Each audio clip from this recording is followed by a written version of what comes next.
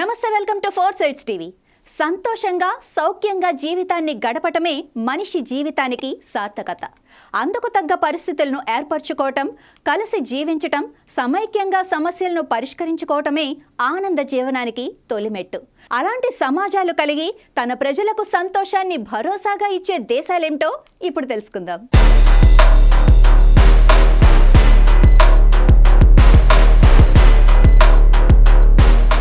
ప్రపంచంలో సంతోష సూచీలో ప్రథమ ర్యాంకులో ఫిన్లాండ్ దూసుకుపోతోంది. గత 6 ఏళ్లుగా ఆ దేశం ఇదే రికార్డును మెయింటైన్ చేస్తోంది. హ్యాపీనెస్ ఇండెక్స్లో 10 పాయింట్లలో 7.842 స్కోరుతో అది ముందుంటోంది. సంతోషంలో టాప్ 10 దేశాలేమంటే Finland, Denmark, Ireland, Israel, Netherland, Sweden, Norway, Switzerland, Luxembourg, అలాగే న్యూజిలాండ్ ఉన్నాయి. ఈ దేశాల గురించి మనం ఇప్పుడు తెలుసుకుందాం.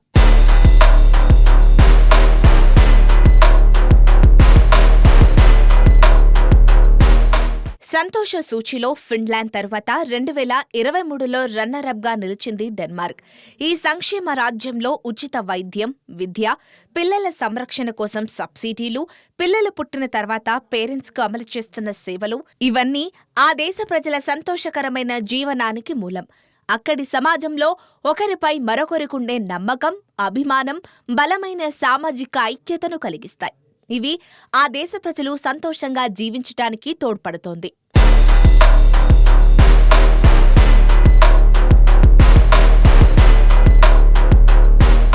ఐర్లాండ్ ఇది సంతోషంతో తబ్బిబ్బయ్యే దేశం. ఇక్కడ అవినీతి నామమాత్రంగా కూడా ఉండదు సరికదా. సమానత్వం, స్వేచ్ఛ, రక్షణ, ప్రజల ఆదాయం, విజయవంతంగా జీవించే పరిస్థితులు కలిగి ఉండటంతో ఈ దేశ ప్రజలు సంతోషంగా ఉండగలుగుతున్నారు. ఇజ్రాయెల్ విషయానికొస్తే ఈ దేశం చుట్టూ శత్రు దేశాలు, యుద్ధ భయం ఉన్నప్పటికీ వ్యక్తిగత స్వేచ్ఛ, కుటుంబ విలువలు, ఆర్థికపరమైన అవకాశాలు, ఉన్నత సాంస్కృతిక వారసత్వం, కుటుంబ బంధాలతో సంతోష సూచీలో దేశాలతో 5వ స్థానంలో ఉంది.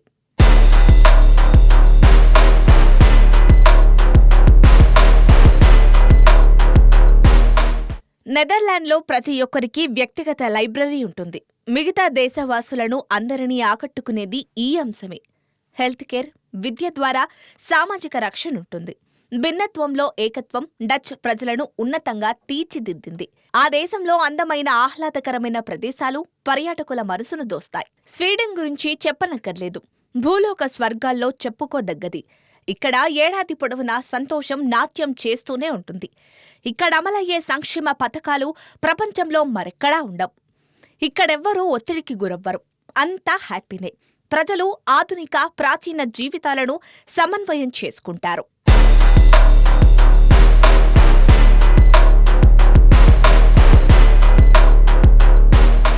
నార్వే ఇది కూడా స్వర్గధామమే. ఇక్కడి ప్రజలంతా ప్రజాస్వామ్య పద్ధతులకు తలంచుతారు.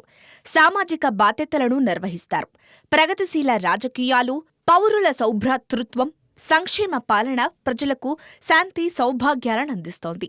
ఇక్కడి ప్రజలు ఉన్నత స్థాయి జీవన విలువలు కలిగి ఉంటారు. నార్వే ప్రకృతి అందాలు మనస్సును ఆనంద డోలికల్లో తేలియాడిస్తుంది.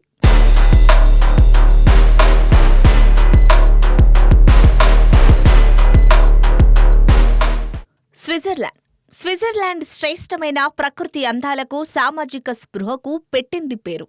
ప్రభుత్వ, ప్రైవేటు సంస్థలతో పాటు ప్రజలంతా చట్టపరిధిలో జీవిస్తారు. దీంతో వారంతా భద్రతగా ఫీలవుతారు. ఒకరికొకరు సహాయ సహకారాలు అందించుకోవడంలో ముందుంటారు. ఉత్తమ ప్రభుత్వాలు, అభివృద్ధి ఆ దేశ ప్రజలను సంతోషంలో ఉంచుతోంది.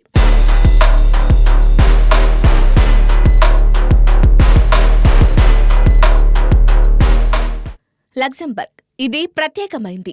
ఫ్రాన్స్, జర్మనీ, బెల్జియం మధ్యలో లగ్జంబర్గ్ ఉంటుంది. భద్రతతో పాటు అంతర్జాతీయ సంస్థల్లో అత్యధిక వేతనాలతో కూడిన ఉద్యోగాలుంటాయి. దీంతో పేదరికం ఇక్కడ మచ్చుకు కూడా కానరాదు. ఉన్నత ప్రమాణాలలోని విద్య, వైద్య సంస్థలు, ఉన్నత స్థాయి జీవనం ఆనందకరమైన జీవితాన్నిస్తాయి. వలసదారులు, మైనారిటీలను కూడా ఆ దేశస్థులు గౌరవించి ఆహ్వానిస్తారు. ఆతిథ్యానికి, ఆనందానికి లగ్జంబర్గ్ పెట్టింది పేరు.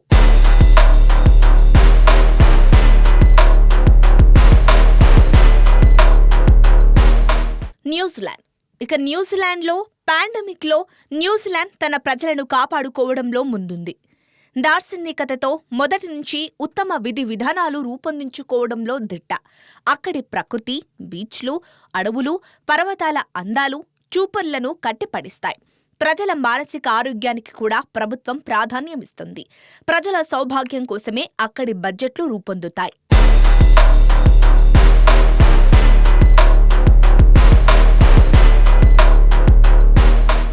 ఇక భారతదేశానికొస్తే సంతోష సూచీల్లోని 146 దేశాల్లో మన స్థానం 126. ప్రపంచంలో సంతోషం కానరాని దేశాలలో ఒకటిగా నిలుస్తోంది. 10 పాయింట్లకు గాను 4.036తో మన పక్క దేశాలైన నేపాల్, బంగ్లాదేశ్, చైనా కంటే మనం వెనుకబడి ఉన్నాం. అధిక జనాభాతో ప్రతి ఒక్కరికి కూడు, గుడ్డ, నివాసం ఏర్పాటు చేయడం ప్రభుత్వాలకు తలకు మించిన భారంగా ఉంటుంది. అదే సమయంలో ప్రజలకు ప్రభుత్వాలకు మధ్య అనంత దూరం ప్రగతి పథంలో నడవడానికి అడ్డుపడుతోంది.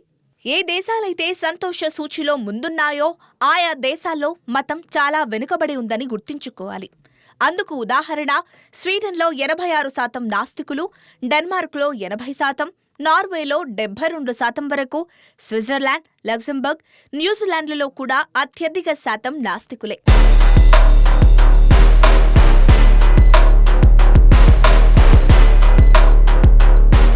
China, North Korea, Vietnam, Cambodia దేశాలు అధికారికంగా నాస్తిక దేశాలు.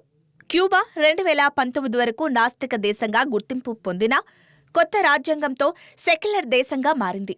నార్విచ్ సిటీలో అత్యంత అధికంగా తమను తాము నాస్తికులుగా పరిచయం చేసుకుంటారు. యూరప్ నాస్తిక కేంద్రంగా బెర్లిన్ను పిలుస్తారు. ప్రపంచంలోని ఆస్తిక దేశాలన్నీ పేదరికంలో కొట్టుమిట్టాడుతుండగా అభివృద్ధి చెందిన దేశాలు మాత్రం నాస్తిక దేశాలుగా ఉన్నాయి. ఉదాహరణకు south Sudan, Burundi, Congo, Madagascar, Afghanistan వంటివి మతాల్లో ముందు, అభివృద్ధిలో ఆఖరున ఉన్నాయి.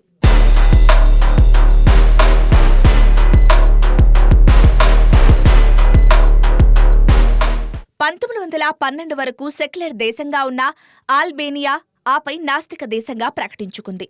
ఇదే మొదటి నాస్తిక దేశం. తర్వాత సోవియట్ యూనియన్ ఆ కోవలో చేరింది. మతం లేని లేదా తక్కువగా ఉన్న దేశాలు అధికంగా అభివృద్ధి పథంలో ముందున్నాయి. అక్కడ విద్య, వైద్యం ప్రజలకు అందుబాటులో ఉంటుంది. సంపద సృష్టించబడుతోంది. జీవన పరిస్థితులు ఉన్నతంగా, జీవితం మంచి స్థాయిలో ఉంది. అక్కడ పేదరికం జాడలు చాలా తక్కువ. వృద్ధులు కూడా ఎలాంటి బెంగ లేకుండా హాయిగా జీవిస్తారు. ఎందుకంటే అక్కడి సమాజమే వారి కష్టాలను పరిష్కరించుకుంటుంది. దీంతో ప్రతి ఒక్కరూ భయాందోళనలు లేకుండా ప్రశాంతంగా, సంతోషంగా జీవిస్తారు.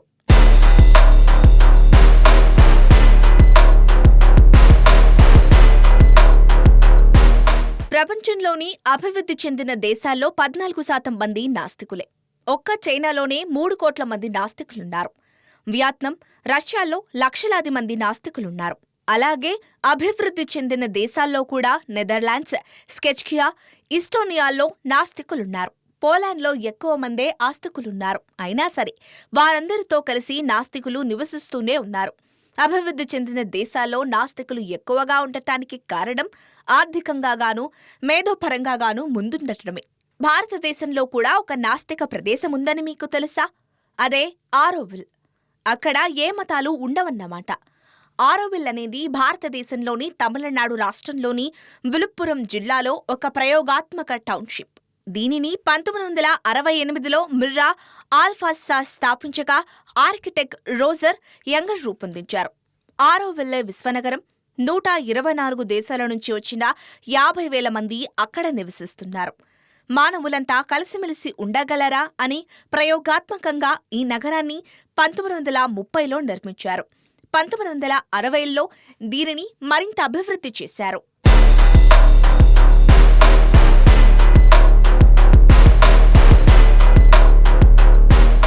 ఆరోవిల్లో మానవ సంబంధాలన్నీ సహకారం, సోదరభావంల మీదే ఆధారపడి ఉంటుంది. చిన్నపాటి తిట్లు, హింసకు కూడా అక్కడ తావులేదు. అక్కడి వాతావరణం చాలా నిశ్శబ్దంగా, అందంగా ఉంటుంది. ఆరోవిల్లాను సూర్యోదయ సిటీగా పిలుస్తారు. అందులో ఉండేవాళ్లందరికీ విద్యుత్ ఉచితం. విద్యార్థులు వారికి నచ్చిన సబ్జెక్టులను చదువుకోవచ్చు. దీంతో ప్రతి ఒక్కరూ భయాందోళనలు లేకుండా ప్రశాంతంగా బ్రతుకుతున్నారు. విద్య వివేకాన్ని పెంచుతుంది. దీంతో అర్థం లేని మత కార్యక్రమాలు తగ్గుతాయి. మతం ప్రోత్సహించబడితే ఈ మత సంస్థలన్నీ కూడా రాజకీయ వ్యవస్థను ఏర్పాటు చేసుకుంటాయి. ఆయా సంస్థలన్నీ కలిసి ప్రభుత్వాన్ని ఏర్పాటు చేసుకుంటాయి. ప్రతి పొరపాటును సరిచేసుకునే బదులుగా వాటిని దేవుని పైకి తోసిస్తారు. ప్రజలు ప్రశ్నించడానికి భయపడుతుంటారు.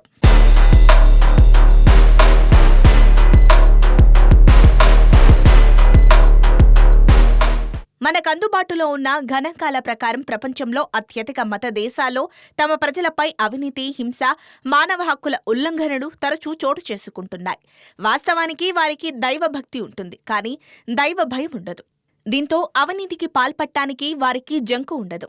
స్కాండినేవియన్ దేశాలుగా పిలువబడుతున్న Sweden, Norway, Denmark, Finland, Ireland, Faroe ద్వీపాలు నాస్తికత్వంలో ముందుంటూ సంతోష దేశాలుగా పిలువబడుతున్నాయి. ఆర్థిక, జీవన సౌకర్యాలు, ఆరోగ్యం, సామాజిక భద్రత, పారదర్శకతలో ప్రభుత్వాలు ముందున్నాయి. నాస్తికులు తమ తెలివితేటలను పూర్తి స్థాయిలో వినియోగించుకుంటారు. దీనికి కారణం వీరంతా పాఠశాల లేదా విద్యాలయాల్లో ఎక్కువ సమయం గడపడం వల్లే. దీంతో వీరు జీవితంలో ఎక్కువ సక్సెస్ రేటును నమోదు చేస్తున్నారు. దీన్ని బట్టి మనం గమనించేదేమంటే, మానవుడు తన మేధో సంపత్తిని సమాజం కోసం వెచ్చించినప్పుడే ప్రజలు సుఖశాంతులతో వర్ధిల్లుతారు. ఎక్కడైతే ఒకరి కోసం అందరూ, అందరి కోసం ప్రతి ఒక్కరూ పనిచేస్తారో అక్కడే భూలోక స్వర్గం నిర్మితమవుతుంది.